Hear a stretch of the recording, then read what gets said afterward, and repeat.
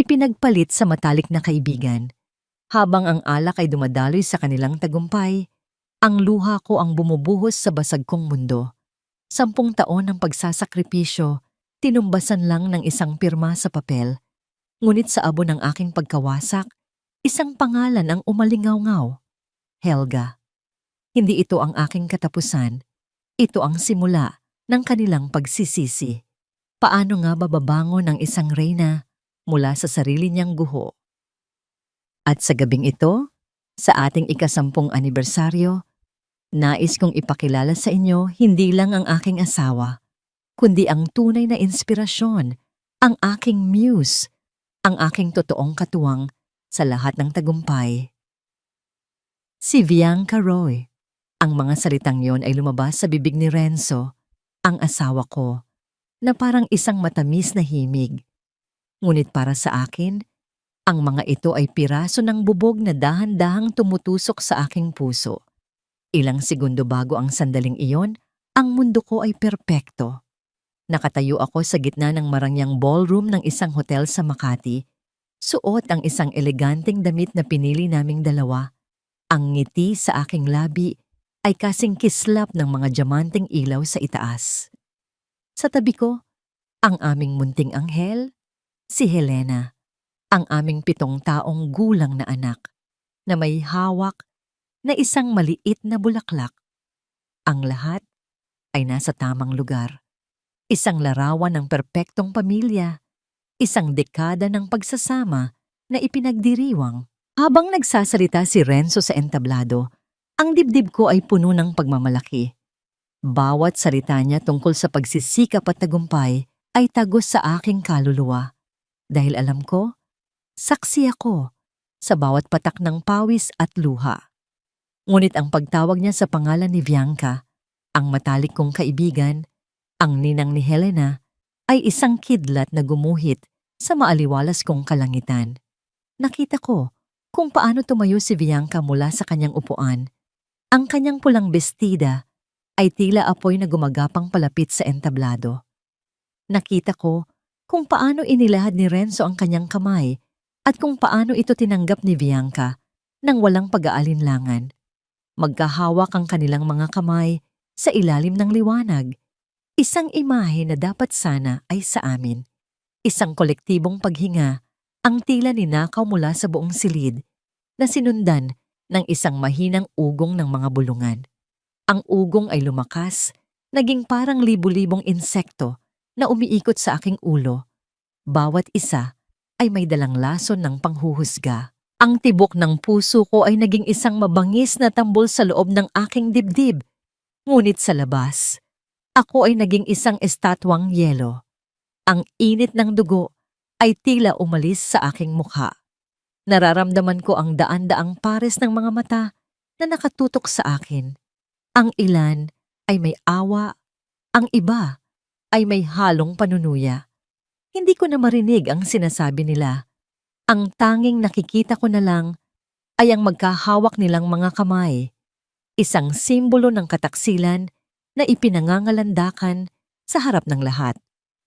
Sa gitna ng aking pagkatuliro, ang mga mata ko ay napadpad sa isang sulok kung saan nakatayo ang biyenan kong si Doña Priscilla. Wala siyang gulat sa mukha. Sa halip, isang maliit, halos hindi mahahalata, ngunit matagumpay na ngiti ang sumilay sa kanyang mga labi. At sa isang iglap, naunawaan ko ang lahat. Hindi ito isang pagkakamali. Ito ay isang plano, isang pagtatanghal na idinisenyo para wasakin ako. Mami, isang maliit na boses ang bumasag sa aking pagkakatulog. Tumingala si Helena sa akin. Ang kanyang mga mata ay puno ng inosenteng pagkalito. Why is Tita Bianca holding Daddy's hand? Is it her anniversary too? Ang tanong na yon ang nagpabalik sa akin sa realidad. Hindi ako maaaring magpakita ng kahinaan, hindi sa harap ng anak ko. Dahan-dahan akong yumuko, inayos ang laso sa kanyang buhok, at pilit na ngumiti. Let's go get some cake, baby. I think Daddy and Tita Bianca have some business to talk about. Hindi ko na hinintay ang kanilang pagbaba sa entablado. Hindi ko na tinignan pa ang kanilang mga mukha. Mahigpit kong hinawakan ang kamay ni Helena at sa bawat hakbang papalayo sa bulwagang yon, pakiramdam ko ay iniiwan ko ang 10 taon ng aking buhay. Naglakad ako ng tuwid. Ang aking likod ay hindi nakayuko kahit na ang buong mundo ko ay gumuho na. Ang katahimikan na sumunod sa aming pag-alis ay mas nakakabingi kaysa sa anumang sigaw. Nang marating namin ang pasilyo palabas ng hotel, kung saan mas kaunti na ang tao, isang anino ang humarang sa aming daan. Si Doña Priscilla. Ang kanyang mukha ay kasing lamig ng marmol na sahig. "Saan ka pupunta?" tanong niya. Ang boses ay walang emosyon. "Uuwi na kami, Mama." Sagot ko, pilit na pinapakalma ang aking boses para kay Helena. Tumawa siya, isang tawang walang kagalakan. "Wala ka nang babalikan, hindi sa bahay ko." Mula sa kanyang mamahaling bag, may kinuha siyang isang folder na may makapal na mga dokumento. Madiin niyang inilapag ang mga yon sa isang mesang malapit sa amin. Ang tunog ng papel sa ibabaw ng bato ay tila isang hatol. "Huwag kang gagawa ng eskandalo," sabi niya. Ang kanyang mga mata ay parang dalawang patalim. "Narito ang divorce papers. Pirmahan mo, kunin mo ang anak mo, at lumayas ka nang walang dala." Ang folder na naglalaman ng mga papeles ng diborsyo ay nanatiling nakapatong sa mesa, isang puting parihaba ng katapusan sa gitna ng malamig na pasilyo. Tila nawalan ng lakas ang aking mga tuhod. Naramdaman kong humigpit ang kapit ni Helena sa aking kamay. Ang kanyang munting katawan ay nagsisilbing aking tanging angkla sa realidad. Bago pa ako makasagot, isang pamilyar na anino ang lumitaw sa likuran ni Doña Priscilla. Si Renzo. Ang suot niyang tuxedo ay tila mas madilim. Ang kanyang mukha ay isang blangkong pader. Renzo. Ang pangalan niya ay halos hindi lumabas sa aking lalamunan. Isang pakiusap na hindi ko masabi ng buo. Lumapit siya, hindi sa akin, kundi sa tabi ng kanyang ina. Tumingin siya sa akin, at sa mga mata na minsan kong minahal, wala akong nakitang pagsisisi. Wala akong nakitang pagmamahal, tanging isang nakakapangilabot na lamig. "Narinig mo ang sinabi ni Mama Ellie. Tapos na tayo." Ang bawat salita niya ay isang pako na ibinabaon sa aking dibdib. 10 taon, Renzo, ang pamilya natin. Si Helena, itatapon mo na lang lahat? "Anong pamilya?" Sumingit si Doña Priscilla, ang boses ay puno ng lason. "Ang pamilyang binuo mo sa isang kasinungalingan? Ang akalain mong karapat-dapat ka para sa anak ko? Utang na loob mo sa amin ang buhay na tinatamasa mo. At ngayon, tapos na ang pakinabang sa'yo." Hindi na ako sumagot. Paano ka makikipagtalo sa mga taong matagal nang isinara ang kanilang puso? Hinila ko si Helena palayo. Palayo sa kanilang dalawa. Palayo sa gabing iyon. May isang trooper ng pamilya na naghihintay, at sa ilalim ng tahimik na utos ni Renzo, kami ay isinakay sa kotse. Ang biyahe pa uwi, hindi. Papunta sa bahay na dati kong tinawag na tahanan, ay binalot ng isang mabigat na katahimikan. Si Helena ay nakatulog sa aking kandungan, pagod sa mga pangyayaring hindi niya naiintindihan. Ako naman, nakatingin lang sa labas ng bintana, pinapanood ang mga ilaw ng syudad na nagdaraan na parang mga naglalahong alaala. Pagdating namin sa malaking gate ng aming tahanan, hindi ito bumukas para sa amin. Sa halip, sa gilid ng kalsada, sa ilalim ng malamlam na ilaw ng poste, ay may 2 maleta. Ang aming mga gamit, ang damit ko, ang mga laruan ni Helena, ang 10 taon ng aming buhay, isiniksik sa 2 murang maleta na parang kami ay mga basurang itinatapon. Ang marahang pagsara ng pinto ng kotse matapos kaming ibaba ay naghatid ng huling tunog ng aming dating buhay. Naiwan kami sa gilid ng kalsada, sa harap ng bahay na pinangarap at binuo ko, na ngayon ay sarado na para sa amin. Isa lang ang lugar na pumasok sa isip ko. Gamit ang natitirang pera sa aking pitaka, pumara ako ng taxi at ibinigay ang address ni Manang Lourdes, ang aming matandang kasambahay na itinuring ko ng pangalawang ina. Ang kanyang maliit na tahanan sa isang simpleng subdivision ay malayong-malayo sa mansyon ng mga Castor. Ngunit pagpasok namin, isang kakaibang init ang sumalubong sa amin. Ang amoy ng sinaing at malinis na sahig. Ang yakap ni Manang Lourdes ay mas mainit kaysa sa lahat ng mamahaling kumot na mayroon ako. Sa gabing iyon, sa isang maliit na kwarto na may hiram na damit, natulog kami ni Helena, magkayakap, habang sa labas, ang ulan ay nagsimulang bumuhos. Kinabukasan, sinubukan kong bumangon. Tinawagan ko ang ilang mga kaibigan, mga taong pinakain ko sa aming tahanan, mga taong inalagaan ko. Ngunit ang kanilang mga sagot ay pare-pareho. Mga paumanhin, mga dahilan, lahat ay may takot sa anino ng pangalan ng mga Castor. Sinubukan kong mag-withdraw ng pera mula sa aming joint account, ngunit ang makina ay nagpakita lamang ng mga salitang tumatak sa aking isipan. Account frozen. Doon ko naramdaman ang tunay na pag-iisa. Bumalik ako sa bahay ni Manang Lourdes na walang dala. Ang kahihiyan ay mas mabigat pa kaysa sa aking mga paa. Nakaupo ako sa isang sulok, nakatingin sa kawalan, habang si Helena ay tahimik na naglalaro. Nilapitan ako ni Manang Lourdes. Hindi siya nagsalita. Inilapag lang niya sa aking harapan ang isang platito na may isang piraso ng mainit na pandesal. Iyon na lang marahil ang natitira sa kanilang hapunan. "Pasensya na, Ellie," mahinang sabi niya. "Yan lang ang kaya kong ibigay sa ngayon." Ang simpleng alok na iyon, ang kabutihang loob sa gitna ng aking kawalan, ang siyang nagpabagsak sa lahat ng pader na pilit kong itinatayo. Ang mga luha na hindi ko pinakawalan kagabi ay malayang dumaloy. Habang ako ay umiiyak, isang kumatok sa kanilang pinto. Isang delivery man na may dalang isang sobre. Para sa akin, wala itong pangalan ng nagpadala. Tanging isang logo ng isang law firm na hindi ko pamilyar. Nanginginig ang aking mga kamay habang binubuksan ko ito. Sa loob, isang formal na liham. Hindi ito paniningil, hindi ito banta. Ito ay isang paanyaya, isang opisyal na pagpapatawag para sa pagbasa ng huling habilin at testamento ng aking yumaong lola, si Doña Helga Maravilla. Ang gusali ng law firm ay isang tore ng salamin at bakal na tila dinudurog ang muntikong pagkatao. Bawat hakbang ko sa makintab na sahig na parang salamin ay isang paalala kung gaano na ako kalayo sa mundong dati kong ginagalawan.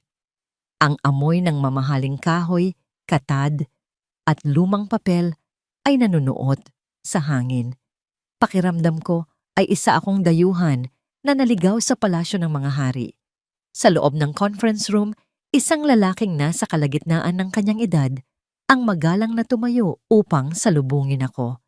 Nakasuot siya ng simpleng barong, ngunit mayroon siyang aura ng katahimikan at kumpiyansa. "Miss Maravilla," bati niya. Ang boses ay mahinahon, ngunit may bigat. "Ako po si Marco Inigo. Ako ang namamahala sa ari-arian ng iyong lola." Mayroong kabaitan at karunungan sa kanyang mga mata na bahagyang nagpagaan sa aking kaba. Umupo ako sa isang upuang katad na tila mas malaki pa sa aking buong pagkatao. Sa kabilang dulo ng mahabang mesa, ang abogado, isang matandang lalaki na may makapal na salamin, ay nagsimulang ayusin ang isang salansan ng mga dokumento. "Magsimula na tayo," anunsyo ng abogado. Ang kanyang boses ay formal at walang emosyon. Binuksan niya ang isang folder na may selyo at nagsimulang magbasa. Ang mga salita ay teknikal at puno ng mga terminong legal na lumilipad lang sa aking ulirat. Narinig ko ang pagbanggit sa mga ari-arian, mga stock, mga bonds. Ang lahat ng iyon ay parang isang wikang banyaga. Hanggang sa binanggit niya ang isang pangalan, ang Helga Maravilla Trust Fund. At pagkatapos ang halaga. Isang numero na may napakaraming zero na hindi kayang iproseso ng aking isipan. Isang halagang kayang bumili ng 10 mansyon na tulad ng mga pastor. Tila huminto ang pag-ikot ng mundo. Ang paghinga ko ay tila ninakaw. Napakapit ako sa braso ng upuan upang pigilan ang aking sarili sa pagkahilo. Ito ba ay isang panaginip o isang malupit na biro? Ngunit, pagpapatuloy ng abogado, ang salitang iyon ay bumasag sa aking pagkatulala. Mayroong isang kondisyon. Itinuon niya ang kanyang tingin sa akin. Ayon sa huling habilin ni Doña Helga, ang pondo ay mananatiling naka-freeze hanggang sa ang tagapagmanang si Alessandra Maravilla ay makapagpresinta sa namamahala ng pondo kay Ginoo Inigo ng isang detalyado at makatotohanang plano. Isang plano kung paano niya gagamitin ang yaman na ito upang muling itayo ang kanyang buhay, siguruhin ang kinabukasan ng kanyang anak, at palaguin ang legasiya ng pamilya Maravilla. Hindi ito maaaring gamitin para sa luho, paghihiganti, o walang kabuluhang paggasta. Natahimik ang buong silid. Hindi ito isang simpleng pamana. Ito ay isang pagsubok, isang hamon mula sa aking lola, mula sa kabilang buhay. Nang matapos ang abogado, si Marco Inigo ang bumasag sa katahimikan. Lumapit siya sa akin, hindi bilang isang fund manager, kundi bilang isang kaibigan. Kilala ng lola mo ang asawa mo, Ellie. Nakita niya ang kahinaan sa kanyang karakter noon pa man. Alam niyang darating ang araw na ito. Inihanda niya ang salbabidang ito para sa'yo, pero gusto niyang ikaw mismo ang matutong lumangoy patungo rito. Ang kanyang mga salita ay nagdulot ng init sa aking nanlalamig na puso. Ang aking lola, lagi siyang may paraan. Kahit sa kanyang pagpanaw, patuloy niya akong ginagabayan. Isang bagong uri ng lakas ang nagsimulang dumaloy sa aking mga ugat. Itinutulak papalabas ang kawalan ng pag-asa. May kinuha si Marco mula sa kanyang briefcase. Isang maliit na kahon na yari sa kahoy. Maingat niya itong inilapag sa harap ko. Sa loob, nakalatag sa isang pulang tela, ay isang lumang fountain pen na may gintong dulo. Pamilyar ito sa akin. Ito ang panulat na laging gamit ni Lola Helga sa pagpirma ng mahahalagang dokumento. Bago siya pumanaw, malumanay na sabi ni Marco, inihabilin niya ito sa akin. Sabi niya, ibibigay ko raw sa iyo to kapag handa ka nang isulat ang sarili mong tadhana. Hinawakan ko ang panulat. Malamig ito sa aking mga daliri, ngunit ang bigat nito ay nagbibigay ng isang pakiramdam ng kapangyarihan at responsibilidad. Sa unang pagkakataon sa loob ng napakatagal na panahon, hindi ako si Ellie Castor, ang asawang martir. Ako si Alessandra Maravilla, ang apo ni Helga Maravilla, at handa na akong magsulat. Nabalik lamang kami sa kasalukuyan nang isang tawag sa telepono ang bumasag sa katahimikan sa ibabaw ng mesa ng abogado. Sinagot niya ito, nakinig sandali, at saka tumingin sa akin. Ang kanyang mukha ay seryoso. Ibinigay niya sa akin ang telepono.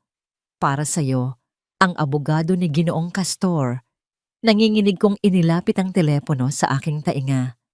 Ang boses sa kabilang linya ay malamig at propesyonal. Ipinaaalam niya sa akin na ang unang pagdinig para sa petisyon ni Renzo para sa full custody ni Helena ay itinakda sa susunod na linggo.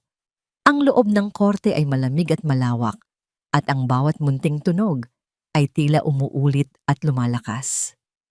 Ang mataas na kisame at ang madilim na kahoy ng mga pader ay nagbibigay ng pakiramdam na ikaw ay nilalamon ng buo. Nakaupo ako sa tabi ng aking abogado na may katahimikan at profesionalismo habang si Marco Inigo ay nasa aking kabilang panig. Ang kanyang presensya ay isang tahimik na paalala na hindi ako nag-iisa.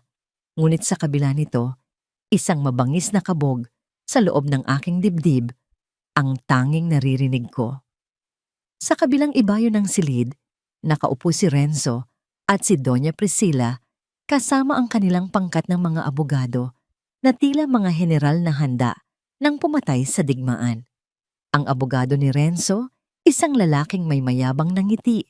Ang unang nagsalita. Ang kanyang mga salita ay piniling mabuti upang ipinta ako bilang isang kaawa-awang babae na hindi karapat-dapat maging ina.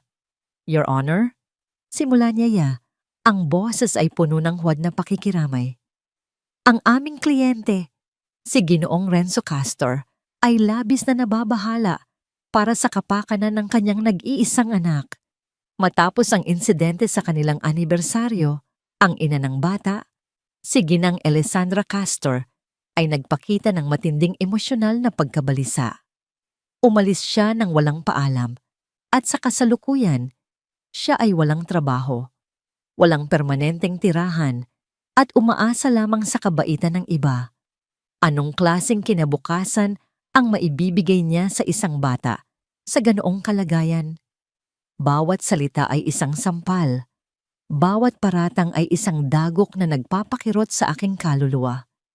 Tumingin ako kay Renzo, umaasang makakita ng kahit gatiting na pagtutol, ngunit ang mga mata niya ay nakapako sa sahig, isang duwag na hindi kayang harapin ang mga kasinungalingang kanyang sinimulan.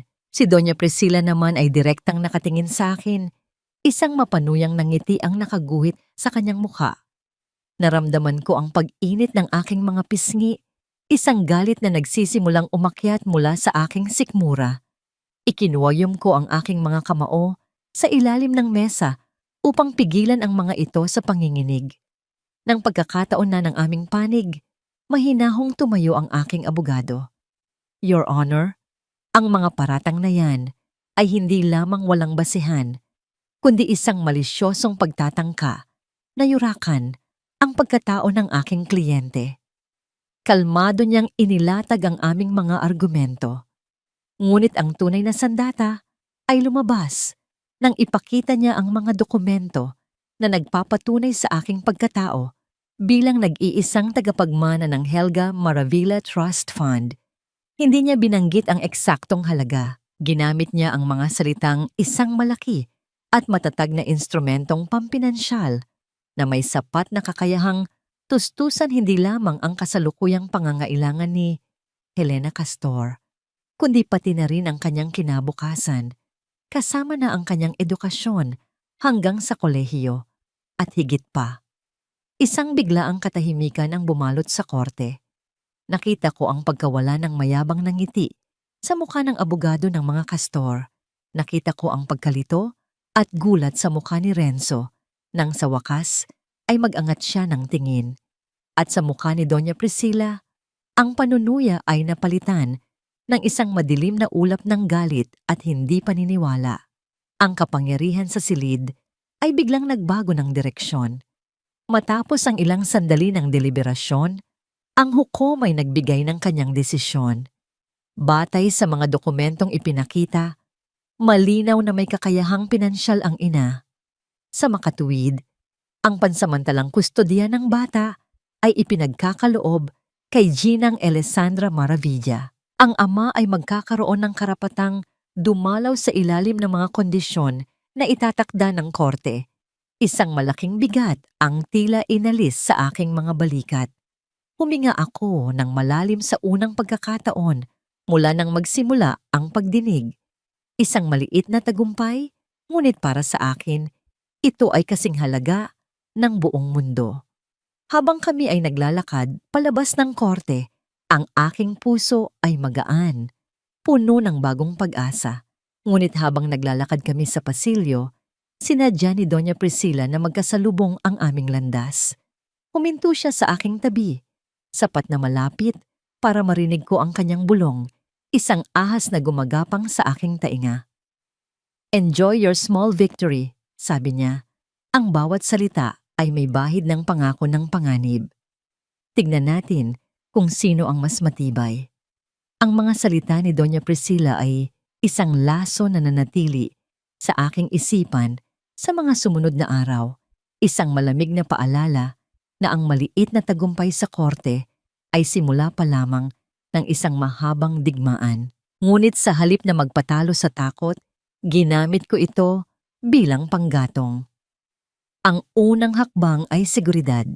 Sa tulong ni Marco, lumipat kami ni Helena mula sa tahanan ni Manang Lourdes patungo sa isang high-end na condominium sa Taguig. Hindi ito isang mansyon, ngunit ito ay isang kuta. Mayroong mahigpit na seguridad at walang sino man ang makakapasok nang walang aking pahintulot. Ito ang aming kanlungan. Ang aming bagong apartment ay may malalaking bintanang salamin na nagpapakita ng tanawin ng buong syudad. Ngunit para sa akin, ang pinakamahalagang bahagi nito ay ang kusina. Sa unang gabi, habang si Helena ay mahimbing na natutulog sa kanyang bagong silid, nagluto ako ng sinigang. Ang amoy ng kumukulong sampalok, ang paghiwa ng mga gulay sa aking sariling sangkalan, sa aking sariling tahanan, ang mga simpleng bagay na ito ay nagbigay sa akin ng pakiramdam ng kontrol at normalidad na matagal nang ninakaw sa akin. Nagsimula ang aming bagong buhay. Sa umaga, inihahatid ko si Helena sa isang mabuting paaralan na malapit sa amin. Isang lugar kung saan siya ay isang bata lamang, malayo sa anino ng pangalang Castor. Pagkatapos, ang aking araw ay nagsisimula. Ang aming dining table ay naging aking opisina. Ang mga libro tungkol sa finance, stock market, at corporate law ay pumalit sa mga cookbook. Sa ilalim ng matiyagang paggabay ni Marco, na araw-araw na dumadalaw o tumatawag, unti-unti kong pinag-aralan ang mundong minsan ay binuo ng aking lola. Hindi ito naging madali. May mga gabing napapatingin na lang ako sa mga numero at graph sa screen ng laptop. Ang aking utak ay pagod na at tila ayaw nang gumana. May mga pagkakataong gusto ko nang sumuko, bumalik sa pagiging simple. Ngunit sa tuwing nararamdaman ko iyon, titingnan ko lang ang isang maliit na larawan sa aking mesa. Ang nakangiting mukha ni Helena. Para sa kanya, kailangan kong maging matatag. Para sa kanya, kailangan kong maging matalino. Hindi ako gumastos ng walang kabuluhan. Bawat desisyon sa pera ay pinag-aaralan. Sa halip na bumili ng mga mamahaling damit, namuhunan ako sa ilang maliliit ngunit promising na mga startup, mga kumpanyang may puso at may magandang kinabukasan. Ito ang unang pundasyon ng aking sariling imperyo na itinayo hindi mula sa bato, kundi mula sa kaalaman at pangarap. Isang gabi, habang binabasa ko ang isang komplikadong quarterly financial report ng isang korporasyon, isang bagay ang nangyari. Ang mga numero na dati ay parang hieroglyphics ay biglang nagkaroon ng kahulugan. Ang mga porsyento ay nagsimulang magkwentot ng paglago at pagkalugi. Nakita ko ang mga oportunidad at mga panganib na nakatago sa likod ng mga teknikal na termino. Walang sino man sa silid. Tanging ako lang at ang tahimik na pag-ilaw ng laptop. Ngunit sa sandaling iyon, isang ngiti ang sumilay sa aking mga labi. Isang tunay, tahimik, at puno ng pagmamalaking ngiti. Hindi ko na kailangan si Renzo. Hindi ko na kailangan ng sino man para sabihin sa akin ang aking halaga. Natagpuan ko ito sa aking sarili. Bilang bahagi ng aking araw-araw na pag-aaral, sinimulan kong basahin ang business section ng mga pahayagan. Hindi para maghanap ng chismis, kundi para unawain ang takbo ng merkado. Isang umaga, habang umiinom ng kape, isang pamilyar na pangalan ang tumawag sa aking pansin mula sa isang headline sa isang financial news website. Castor Energy, nahihirapang makalikom ng pondo para sa malaking proyekto sa Mindanao. Dala ko ang balita kay Marco sa aming sumunod na pagkikita.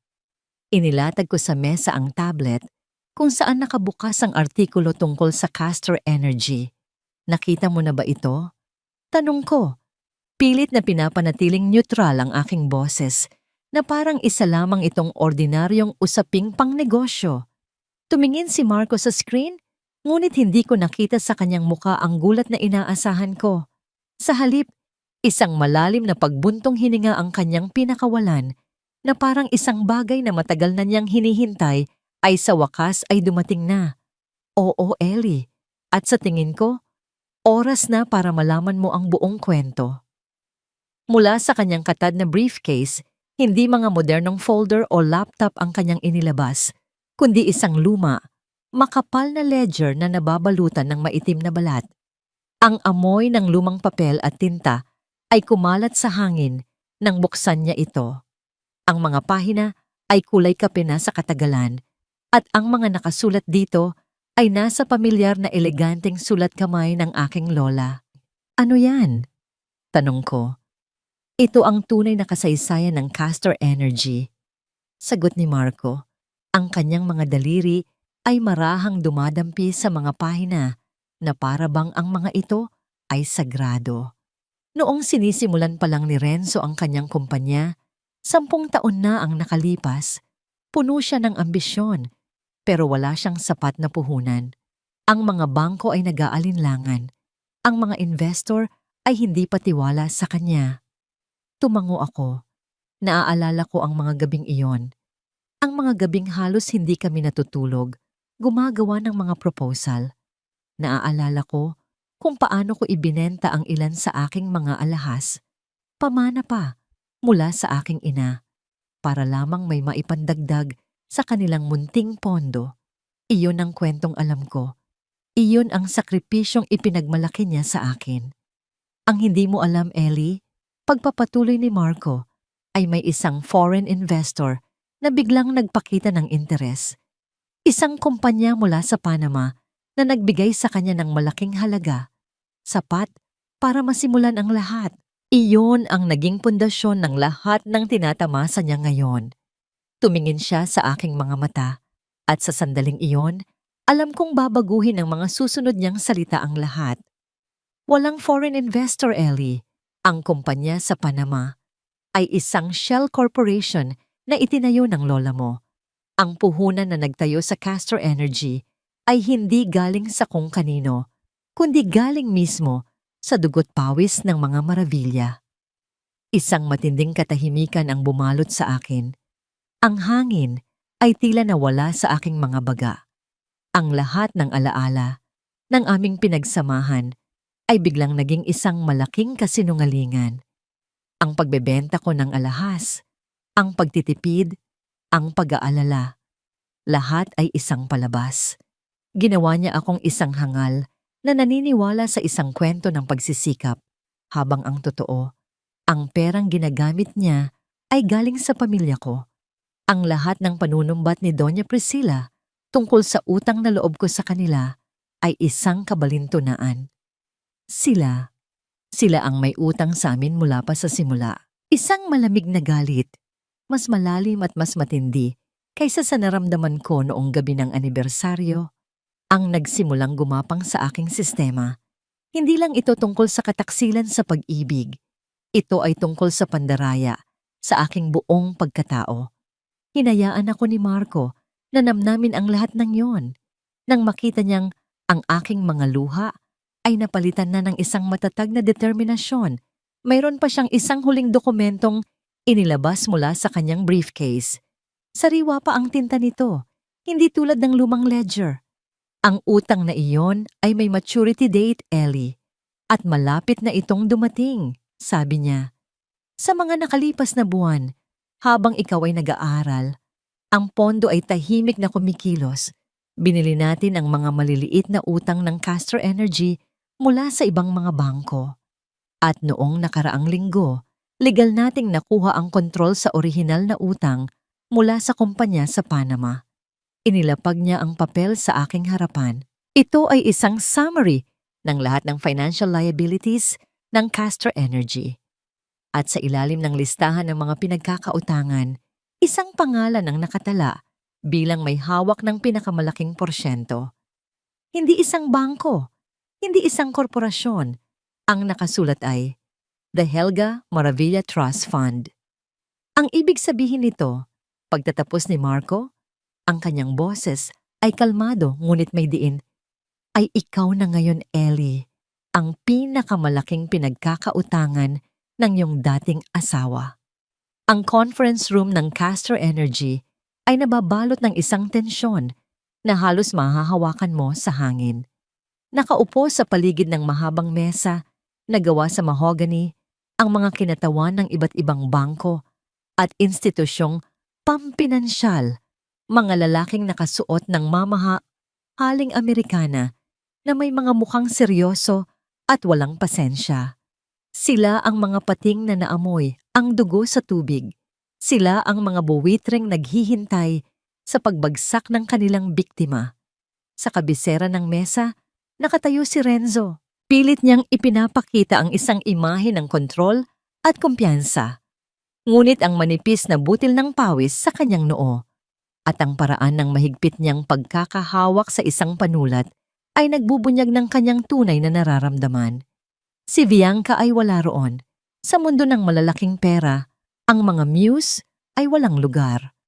Mga Ginoo, simula ni Renzo, ang kanyang boses ay bahagyang mas mataas kaysa sa normal. Naiintindihan ko ang inyong mga alalahanin, ngunit nais kong siguruhin sa inyo na ang Castor Energy ay nananatiling matatag. Ang proyektong ito sa Mindanao ay mahalaga at kailangan lang natin ng kaunting isang marahang paggalaw sa pinto ng conference room ang pumutol sa kanyang mga salita. Bumukas ito nang walang ingay at lahat ng mga mata sa silid ay napalingon doon. Pumasok ako. Hindi bilang si Ellie na asawa ni Renzo na laging nakayuko at nakangiti sa likuran. Pumasok ako bilang si Alessandra Maravilla. Nakasuot ako ng isang dark blue pantsuit na perpekto ang pagkakatahi, ang kulay ay nagpapahiwatig ng kapangyarihan at katahimikan. Ang aking buhok ay nakatali sa isang malinis na bun at ang tanging alahas ko ay isang pares ng simpleng perlas na hikaw, pamana mula kay Lola Helga.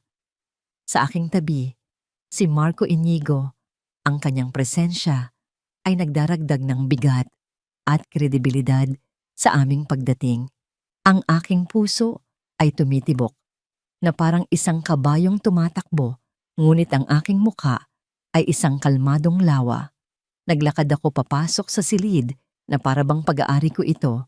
Ang aking mga takong ay lumilikha ng isang banayad at may ritmong pagdampi sa sahig na gawa sa marmol. Isang alon ng pagkalito ang gumuhit sa mga mukha ng mga naroroon. Ngunit ang reaksyon na hinahanap ko ay nasa dulo ng mesa. Nakita ko ang unti-unting pagbabago sa mukha ni Renzo mula sa pagkainis dahil sa pagkaantala, patungo sa pagkalito at sa wakas sa isang purong hindi makapaniwalang pagkasindak. Ang kulay ay tila umalis sa kanyang mukha. Iniwan siyang maputla sa ilalim ng malalamig na ilaw ng opisina. Huminto kami sa isang bakanteng espasyo sa mesa. Si Marco ang unang nagsalita. Ang kanyang boses ay malinaw at may awtoridad. Paumanhin sa pagkaantala, mga Ginoo. Kami po ang kumakatawan sa pinakamalaking nagpapautang sa Castor Energy. Narito kami upang makinig sa mga plano ni Ginoong Castor. Isang bulungan ang kumalat sa buong silid. Lahat sila ay nagtatanong kung sino kami. Ngunit si Renzo ay hindi na nakikinig sa kanila. Ang kanyang mga mata ay nakapako sa akin, puno ng isang tanong na hindi niya kayang bigkasin. Tumingin ako sa kanya, hindi nang may galit, hindi nang may sakit, kundi nang may isang profesional na distansya na mas masakit pa kaysa sa anumang sigaw. Bahagya akong ngumiti, isang nangiting hindi umabot sa aking mga mata. "Good morning, Mr. Castor," sabi ko. Ang bawat salita ay malinaw at matatag. "I believe we have some business to discuss." Nanlaki ang mga mata ni Renzo. Ang panulat na hawak niya ay nahulog mula sa kanyang nanginginig na kamay, lumikha ng isang maliit at halos walang tunog na pagtama sa makintab na mesa. Ang kanyang bibig ay bahagyang bumukas, ngunit walang salitang lumabas. "Ellie!" Sa wakas ay naibulong niya. Ang pangalan ko ay isang hininga ng desperasyon. "What is this?" Ang tanong ni Renzo ay nanatiling nakabitin sa hangin. Isang desperadong bulong sa gitna ng isang silid na biglang nanlamig. Hindi ko pinansin ang kanyang personal na pakiusap. Sa halip, Ang aking tingin ay inilibot ko sa mga mukha ng ibang mga nagpapautang, mga taong ang tanging lengguwahe ay pera at kapangyarihan. Bilang pangunahing may hawak ng utang ng Castor Energy, pagsisimula ko ang aking boses ay kalmado at kinokontrol. Narito kami upang protektahan ang aming interes at ang unang hakbang para diyan ay ang malaman ang tunay na kalusugang pampinansyal ng kumpanyang ito. Si Marco ang nagpatuloy. Ang kanyang tono ay formal at hindi matitinag. Dahil dito, kami ay formal na humihiling ng isang kompleto at independenteng financial audit sa lahat ng operasyon at libro ng Castor Energy na magsisimula kaagad. Ang salitang audit ay may bigat na mas matindi pa kaysa sa isang banta ng paniningil. Isang mahinang pag-ubo ang narinig mula sa isang bangkero. Ang iba ay nagkatinginan, merong pag-apruba sa kanilang mga mata. Para sa kanila, ito ay isang matalinong hakbang sa negosyo. Para kay Renzo, ito ay isang deklarasyon ng giyera na hindi niya kayang labanan. Walang sino mang nangungutang ang maaring legal na tumanggi sa isang audit na hinihiling ng kanyang pinakamalaking pinagkakautangan. Sinubukan ni Renzo na bawiin ang control. That won't be necessary, sabi niya. Pilit na tumatawa. Transparent ang aming mga libro. Ellie, pwede ba tayong mag-usap privately? Tumingin ako sa kanya at sa unang pagkakataon, pinahintulutan ko ang aking sarili na ipakita ang isang hibla ng lamig na bumabalot sa aking puso. Mr. Castor, sabi ko, ang formalidad sa aking tono ay isang pader na hindi niya kayang gibain. Ang mga pribado nating pag-uusap ay natapos noong gabing pinili mong ipahiya ako sa harap ng lahat. Mula ngayon, negosyo na lang ang pag-uusapan natin. At dito lang, sa harap ng lahat ng may interes sa kumpanyang ito.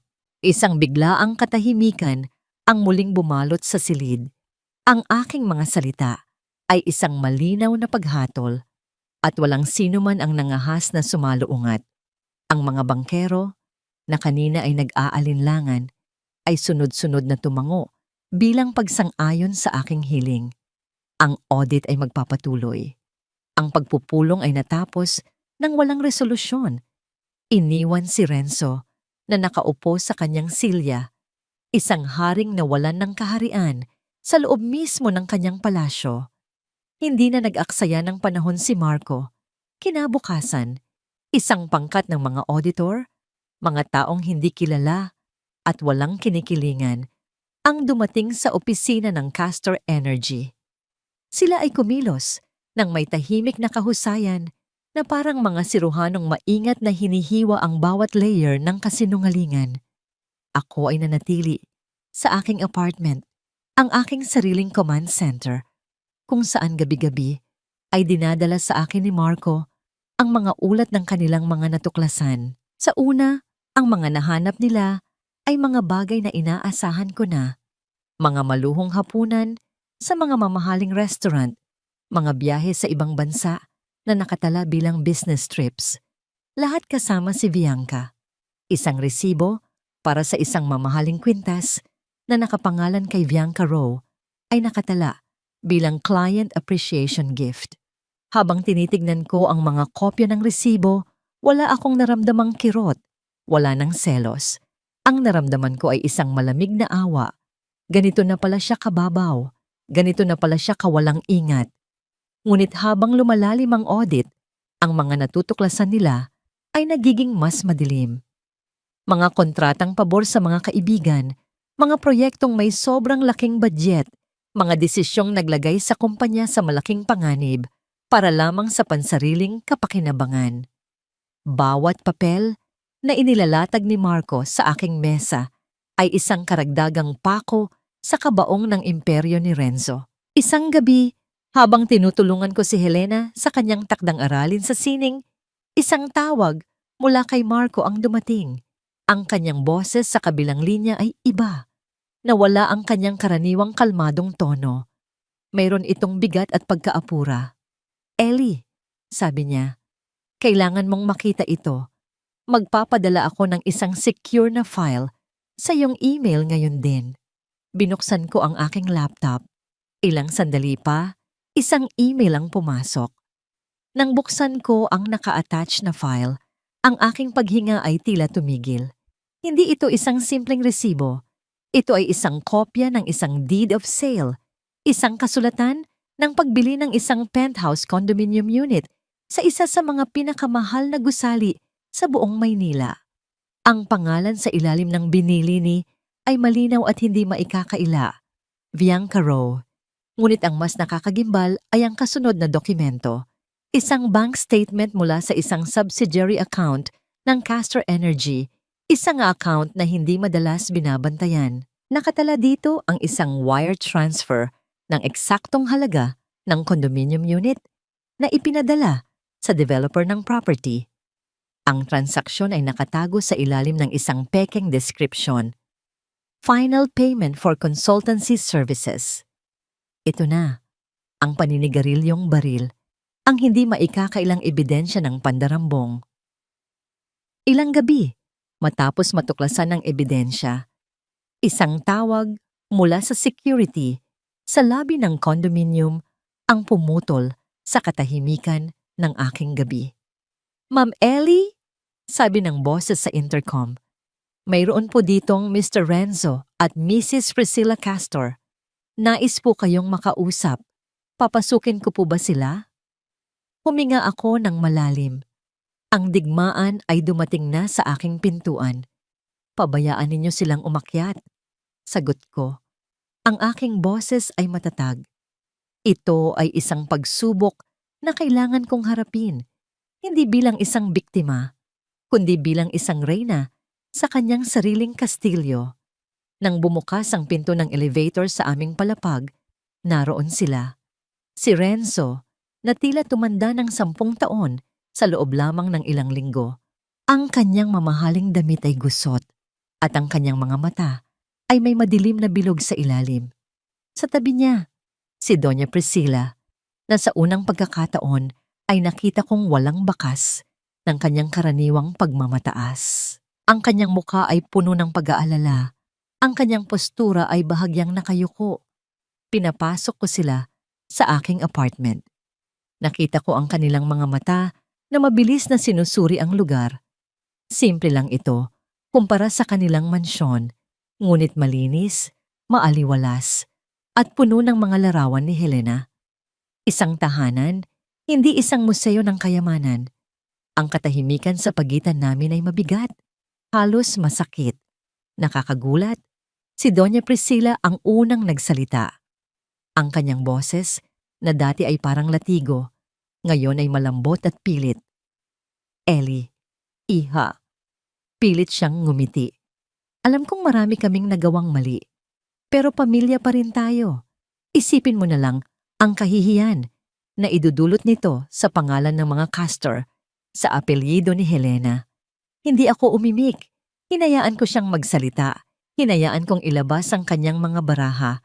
Nakita kong ang kanyang pag-apila sa pamilya at kahihiyan ay ang kanyang huling paraan ng manipulasyon. Nang makita ni Renzo na hindi gumagana ang estratehiya ng kanyang ina, siya naman ang humakbang palapit. At doon, sa gitna ng aking sala, ang lalaking minsan ay tiningala ko ay tuluyang gumuho. Ang kanyang mga balikat ay nanghina at ang mga luha ay nagsimulang mamuo sa kanyang mga mata. Ellie, please, sabi niya. Ang kanyang boses ay basag. Nagkamali ako. Isang malaking pagkakamali. Pero hindi mo ba naaalala ang lahat ng pinagsamahan natin? Ang mga pangarap natin? Si Helena. Anak natin siya. Huwag mong hayaang lumaki siya na nasa kulungan ng tatay niya. Pakiusap, patawarin mo na ako. Lumuhod siya sa aking harapan. Isang imahe ng lubos na pagkatalo at desperasyon. Tinitigan ko siya, ang lalaking minahal ko, ang lalaking nangako sa akin ng habambuhay, ngayon ay nagmamakaawa sa aking paanan. Isang bahagi sa akin ang nakaramdam ng isang munting kirot ng awa. Ngunit mabilis itong nawala napalitan ng isang malinaw at hindi matitinag na katotohanan. Tumayo ka, Renzo, sabi ko. Ang aking boses ay hindi galit kundi payapa. Payapa sa isang paraang mas nakakatakot pa kaysa sa anumang sigaw. Tumingin ako ng diretso sa kanyang mga mata na puno ng luha. Ang lalaking minahal ko ay hinding-hindi gagawin ang ginawa mo. At ang babae na ako ngayon ay hinding-hindi natatanggapin ang pagkatao mo. Ang mga salitang iyon ay tila isang huling hatol na walan sila ng pag-asa. Ano ang gusto mo, Ellie? Tanong ni Doña Priscilla, ang kanyang boses ay nanginginig na. Pera? Sabihin mo lang, ibabalik namin ang lahat. Tumayo ako mula sa aking kinauupuan. Ang aking desisyon ay buo na at hindi na mababago. Tumingin ako sa kanilang dalawa, ang mga taong minsang yumurak sa aking pagkatao. Hindi ko palalawigin ang utang, sabi ko. Ang bawat salita ay may bigat ng isang martilyo. At tatawag ako ng isang emergency board meeting. Ang conference room ay parehong lugar kung saan ako unang nagpakilala bilang isang reyna. Ngunit ngayon, ang hangin sa loob ay tila mas makapal, mas mahirap hingahan. Naroon ang buong board of directors, mga matatandang lalaki na ang mga mukha ay nakaukit na sa mga dekada ng mga desisyon sa negosyo. Ang kanilang mga mata ay matalas at mapanuri. Sila ang mga hukom. Si Renzo ay nakaupo sa kanyang karaniwang upuan sa kabisera. Ngunit ngayon, hindi siya isang hari. Siya ay isang akusado. Ang kanyang buhok ay hindi gaanong naayos at ang kanyang mga kamay ay nakapatong sa mesa, nanginginig ng bahagya.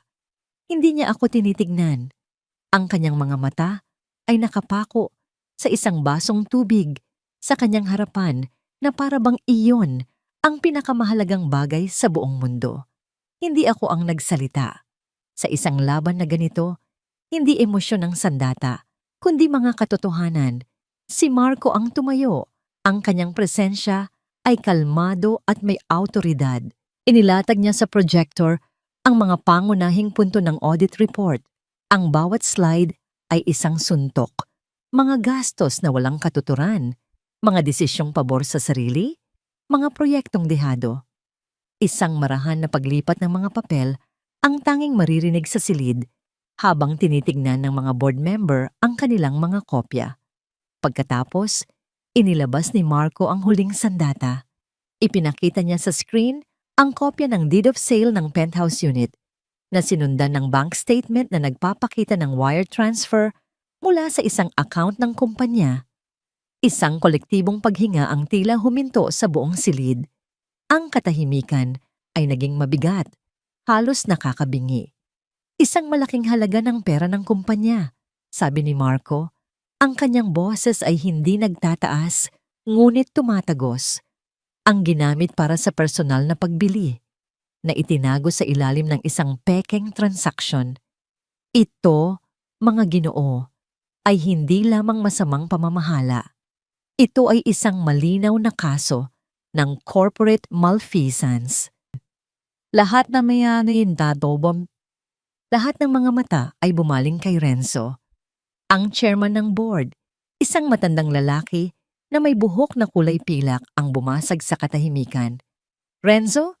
Mayroon ka bang maipapaliwanag dito? Nag-angat ng tingin si Renzo.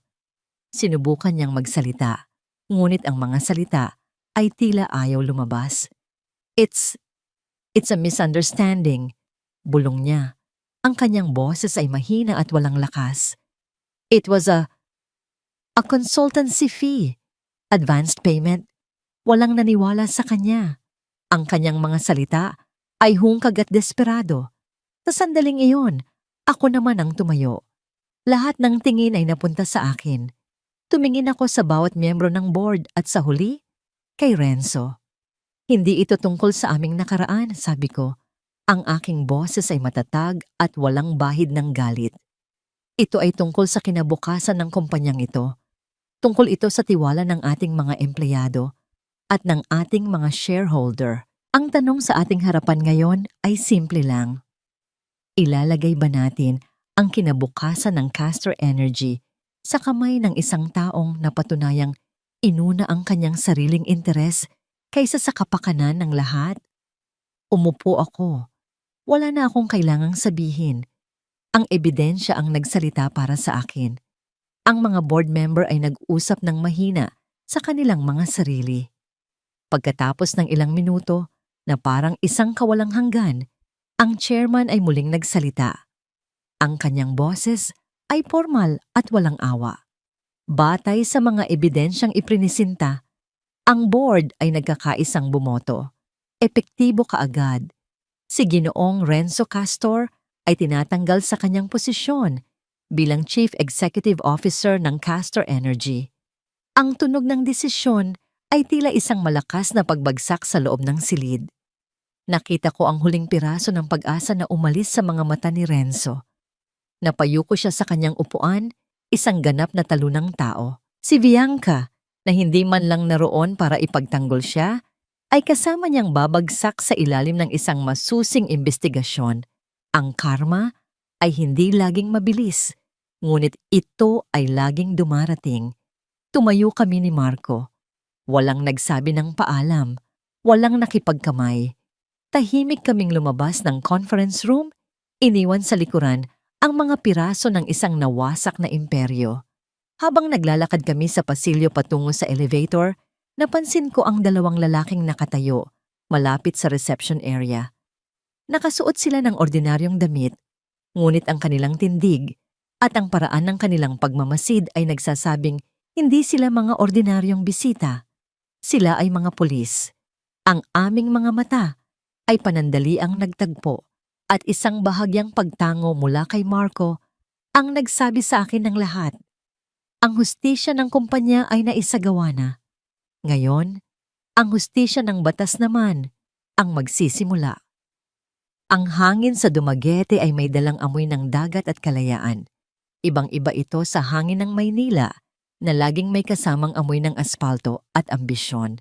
Pagkalipas ng ilang buwan mula sa araw na yon sa boardroom, pinili kong bumalik sa lugar kung saan ako lumaki. Hindi para magtago, kundi para muling buuin ang aking sarili sa lupang nagbigay sa akin ng mga unang pangarap. Ipinagbili ko ang kondominium sa Taguig. Gamit ang isang bahagi ng aking pondo, bumili ako ng isang lumang bahay sa tabi ng dagat. Isang bahay na may malaking hardin at malalapad na bintanang bukas sa simoy ng hangin. Ito ang tahanan na pinili ko para sa amin ni Helena. Dito, ang tanging maririnig namin sa gabi ay ang banayad na paghampas ng mga alon sa dalampasigan, isang himig na nagpapatulog sa kaluluwa. Ang Castor Energy, sa ilalim ng bagong pamunuan na pinili ng board, ay dumaan sa isang malawakang pagbabago. Pinili kong ibenta ang aking interes bilang nagpapautang sa isang mas malaking korporasyon. Tinanggal ang aking huling koneksyon sa kumpanyang iyon. Ang ginawa ko ay hindi para kumita, kundi para tuluyang putulin ang mga tanikala sa aking nakaraan. Ang pangalan ng kumpanya ay pinalitan, naging Maravilla Nexus, isang bagong simula, isang bagong pagkakakilanlan na may pundasyon ng integridad na sinimulan ko. Isang maaraw na hapon, nakatayo ako sa isang entablado sa harap ng aking lumang universidad sa Dumaguete. Hindi ako nakasuot ng power suit, kundi isang simpleng bestidang lino. Sa harap ko ay mga mamamahayag, mga lokal na leader at mga kababaihan mula sa iba't ibang sektor ng lipunan. Inilunsad ko ang isang bagay na mas malapit sa aking puso kaysa sa anumang korporasyon. Ngayon, sabi ko, ang aking boses ay malinaw at puno ng damdamin. Ay opisyal na naming binubuksan ang Helga Rising Foundation. Ipinangalan sa aking yumaong lola, si Helga Maravilla, isang babaeng naniniwala na ang pinakamalaking puhunan ay ang pamumuhunan sa kapwa-tao. Ang pundasyong ito ay magbibigay ng tulong legal, suportang pangkaisipan, at mga grant para sa pagsisimula ng negosyo para sa mga kababaihan na nakaranas ng pang-aabuso sa kanilang pagsasama. nawalan ng direksyon sa kanilang karera at handa nang bumangon muli. Sa gitna ng mga palakpakan, ang aking mga mata ay napadpad sa unang hilera kung saan nakaupo si Helena. Masayang iwinawagayway ang isang maliit na bandila sa tabi ni Manang Lourdes na lumipat sa amin para maging bahagi ng aming bagong pamilya. Nakita ko ang nangiti sa kanilang mga mukha at alam kong nasa tamang landas ako. Pagkatapos ng kaganapan, habang papalubog na ang araw, naglakad kami ni Helena sa dalampasigan. Ang langit ay nag-aapoy sa mga kulay kahel at lila. Hinubad namin ang aming mga tsinelas at hinayaang dampian ng malamig na tubig ang aming mga paa. "I love our new home, Mommy," sabi ni Helena. Ang kanyang boses ay masaya at malaya. "It's peaceful here." Ngumiti ako at hinawakan ang kanyang kamay. Tumingin ako sa malawak na karagatan, sa walang katapusang abot-tanaw. Naalala ko ang isang bagay na madalas sabihin sa akin ni Lola Helga noong bata pa ako, habang nakaupo kami sa parehong dalampasigang ito. "Tandaan mo, Apo," sabi niya noon, "ang tunay na kapangyarihan ay hindi sa paghihiganti, kundi sa kakayahang bumangon at magpatawad." Noon, hindi ko lubos na naiintindihan ang ibig niyang sabihin. Ngayon, habang pinagmamasdan ko ang aking anak na masayang tumatakbo sa dalampasigan, habang nararamdaman ko ang kapayapaan sa aking puso, naunawaan ko na ang lahat. Mabilis na lumipas ang panahon, tila mga pahina ng isang librong nililipat ng hangin. 1 taon na ang nakalipas mula noong araw na yon sa boardroom, at ang buhay ko ngayon ay tila isang magandang panaginip na gising kong tinatamasa. Nakatayo ako sa gitna ng bagong tayong livelihood center ng Helga Rising Foundation sa Dumaguete. Ang paligid ay puno ng tunog ng mga makinang panahi at masayang kwentuhan ng mga kababaihan. Mga inang tulad ko na dating nawalan ng pag-asa, ngunit ngayon ay kumikita na at bumubuo ng sarili nilang kinabukasan. Si Marco ay lumapit sa akin. May dalang isang manipis na folder. Ito na ang huling ulat tungkol sa mga kas. Tinanggap ko ito, ngunit hindi ko agad binuksan. Tumingin ako sa kanya at sa kanyang mga mata, nakita ko ang isang tanong na hindi na niya kailangang bigkasin. "Kumusta sila?" tanong ko ng mahina. Si Renzo, panimula ni Marco, ay nakalaya na sa kanyang probation, ngunit ang kanyang lisensya bilang engineer at negosyante ay tinanggal na. Balita ko, nagtatrabaho siya ngayon bilang isang clerk sa isang maliit na hardware store sa kabilang ibayo ng probinsya. Namumuhay siya ng mag-isa sa isang maliit na paupahang kwarto. Tumango ako. Wala akong naramdamang tuwa. Wala ring awa. Tanging isang pakiramdam ng pagtatapos. Ang lalaking minsang naghari sa Makati ay ngayon ay isang anino na lamang sa isang malayong bayan. Si Bianca naman ay matagal nang umalis, naglahong parang bula nang maubos ang pera at impluwensya ni Renzo, naghahanap ng ibang biktima. At si Doña Priscilla, nasa isang nursing home siya sa Laguna. Sagot ni Marco. Nagkaroon siya ng mild stroke noong nakaraang buwan. Maayos naman ang kanyang kalagayan pisikal. Ngunit, ayon sa mga nurse, madalas siyang nakatingin sa bintana, naghihintay ng bisitang hindi dumarating. Ang mga dating kaibigan niya sa alta sosyedad ay tinalikuran na siya. Isinara ko ang folder. Hindi ko na kailangang basahin ang mga detalye. Ang karma ay hindi laging isang malakas na pagsabog. Minsan, ito ay ang mabagal at tahimik na pagkaubos ng lahat ng bagay na mahalaga sa'yo hanggang sa ikaw na lang ang matira sa iyong sariling katahimikan. "Salamat, Marco," sabi ko at ibinalik sa kanya ang folder. "Itago mo na yan. Tapos na tayo sa kabanatang yon." "Napatawad mo na ba sila?" tanong niya. Ngumiti ako, at sa pagkakataong ito, ang nangiti ay umabot hanggang sa aking mga mata. Napatawad ko na ang sarili ko, Marco. Napatawad ko na ang Ellie na nagpaubaya, ang Ellie na naniwalang hindi siya sapat, At sa pagpapatawad ko sa aking sarili, nawalan na ng puwang ang galit para sa kanila. Hindi ko sila iniisip para sumbatan. Sa katunayan, hindi ko na sila iniisip. Iyon ang tunay na kalayaan, ang hindi na pagiging bilanggo ng nakaraan. Mula sa di kalayuan, nakita ko si Helena na tumatakbo palapit sa akin. Ang kanyang buhok ay nililipad ng hangin. May hawak siyang isang shell na nakuha niya mula sa dalampasigan. Ang kanyang tawa ay isang musika na pumapawi sa lahat ng pait ng kahapon. Lumuhod ako para salubungin ang kanyang yakap. Ang amoy ng araw at dagat sa kanyang balat ay ang amoy ng aming bagong buhay. Yakap-yakap ang aking anak. Tumingin ako sa malawak na karagatan sa harap namin. Ang tubig ay kumikislap sa ilalim ng araw. Walang hanggan at puno ng posibilidad. Wala akong kasamang prinsipe, wala akong suot na korona. Ngunit habang nakatayo ako doon, hawak ang kamay ng aking anak at napapaligiran ng mga taong aking natutulungan, naramdaman ko ang isang bagay na hindi kayang bilhin ng lahat ng yaman ng mga Castor. Naramdaman ko ang kapayapaan at sa wakas, ako ay buo.